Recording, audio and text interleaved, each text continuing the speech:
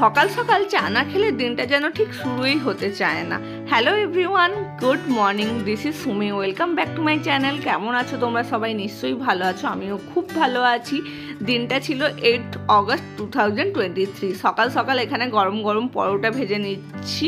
আজকে আর তরকারি করছি না, ব্রেকফাস্টে পরোটা আর চা, এই হলো আমাদের আজকে ব্রেকফাস্ট সেরে তাড়াতাড়ি করে রেডি হয়ে বেরোবো এক জায়গায়। আসলে শুভ অনেক দিন পরে ফ্রি হয়েছে, স্টুডেন্টদের এক্সামও শেষ হয়েছে, তাই আমাকে নিয়ে আজকে ও যাবে শপিংয়ে। আর শপিংয়ে যাওয়ার মেন উদ্দেশ্য হলো আমরা কিছুদিন পরে সপরিবারে ঘুরতে যাব, তো তাই ও আমাকে নিয়ে শপিংয়ে যাবে। এই যে দেখো এখানে রেডি হয়ে বেরিয়ে পড়েছি। প্রথমে যাব বেহালায় টুকটাক একটু কাজ আছে এবং টুকটাক শপিংও রয়েছে, তো বেহালায় শপিং করে এই যে লাঞ্চটা ওখানেই সেরে নিচ্ছি। একটা দোকান থেকে ফ্রাইড রাইস আর চিলি চিকেন খেয়ে নিয়ে এবার যাব পার্ক স্ট্রিটের জুডিওতে আমরা ফার্স্ট টাইম ভিজিট করেছিলাম। আমার তো খুবই ভালো লেগেছে, আর স্টোরটা খুবই বড় আর কালেকশন খুব ভালো। আর ঢুকে দেখি বেশিরভাগ জিনিসটাই সেলে চলছে, আর জুতোর কালেকশন দেখে এখানে তো আমি অজ্ঞান। আমি সত্যি কথা বলতে আমি হলাম জুতো এবং ব্যাগ কালেকশন করার আমি পছন্দ করি খুব। আমি হলাম জুতো আর ব্যাগ পার্সন, তো এখানে সব জুতোগুলো দেখছিলাম, তবে বেশিরভাগটাই আমার পায়ের সাইজে ছিল না, তাও তার মধ্যে দেখে নিয়েছি। আর এখানে নেল পলিশের কালারগুলো দারুণ ছিল, সেটাই তোমাদের ঘুরিয়ে দেখাচ্ছিলাম আর আমিও দেখছিলাম। তারপর এখান থেকে শপিং করলাম এবং কিছু জিনিস ট্রাই করছিলাম। তার মধ্যে এই ব্লেজারটা আমার খুব ভালো লেগেছিল, বাট সামনে বোতাম ছিল না, আর একটু মনে হলো যে আরেকটু ঢিলেঢালা হলে ভালো হতো, বাট তার জন্য আমি আর নিইনি। তারপর চলে গেলাম নিউ মার্কেটে। তো নিউ মার্কেটে এখানে সিলদার্সে জুতো কিনবো, আর বাজার কলকাতায় শপিং করার আছে, প্লাস নিউ মার্কেট থেকেও কেনাকাটি করার আছে। আর এই যে চলে এসেছি ব্যাগের জায়গায় এসে আমি শেষ, কালেকশন দেখে আমি তো জাস্ট ছিটকে গেছি। আমার মনে হচ্ছে সব নিয়ে নিয়ে এত ভালো কালেকশন ছিল। আর এই হাতে যে ব্যাগটা দেখছো আমি সেটাও নিয়েছি, আরও দেখছিলাম নেওয়ার জন্য। আমার তো খুব ভালো লেগেছে ব্যাগের কালেকশানগুলো।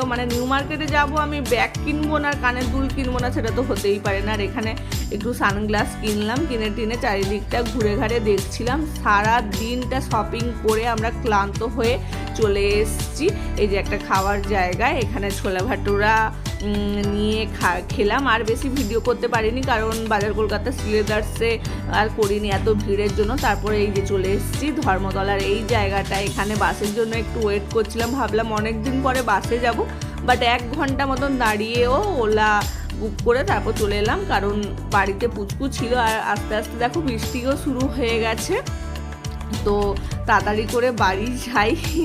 তো অনেক দিন পরে বেরোলাম একসাথে, খুবই ভালো লাগলো। আর এই যে এত শপিং করে নিয়ে এসেছি, যেটা তোমাদের কালকে দেখাবো। আর এসে আর রান্না করতে পারিনি, তাই শুভ দেখো চিলি চিকেন আর তন্দুরি রুটি এবং বাটার তন্দুরি রুটি এইগুলোই অর্ডার দিয়েছিল, তো সেইগুলোই খাওয়া দাওয়া করে ঘুমিয়ে পড়লাম।